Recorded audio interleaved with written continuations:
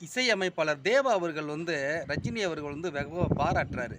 ஒரு பெரிய இடத்துல இருந்தாலும் ஒரு ரொம்ப சிம்பிளான மனிதருங்க ரஜினி அவர்கள் அப்படின்ட்டு தேவா சார் ரொம்ப புகழ்றாங்க.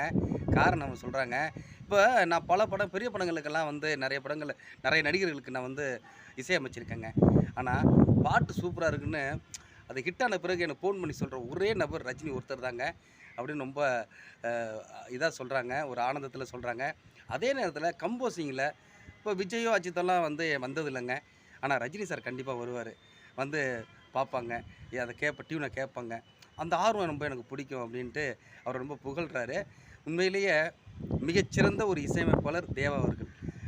ரஜினி சாரே ஒரு தடவ சொல்லும்போது சொன்னாங்க மேடையில, மிகப்பெரிய ஜாம்பவான் இளையராஜா இருக்கிறபோது, அதேபோல ஏ.ஆர். ரஹ்மான் அடுத்த புதுமுகமா வருகிறபோது, அந்த நேரத்தில உள்ள புகுந்து ஒரு கலக்குனவர் தான் நம்ம தேவா சார் அப்டின்ட்டு ரஜினி சாரே ஒரு மேடையில சொன்னாரு. உண்மையிலேயே ரஜினி சாருக்கும், தேவா சாருக்கும் மிகப்பெரிய ஒரு நட்பு. ஒரு 2 பேரும் சேர்ந்தாலே மிகப்பெரிய ஹிட் ஆகுங்கிறதும் நம்ம நெறைய பார்த்துருக்கோம். பாட்ஷா, அண்ணாமலை எல்லாம்.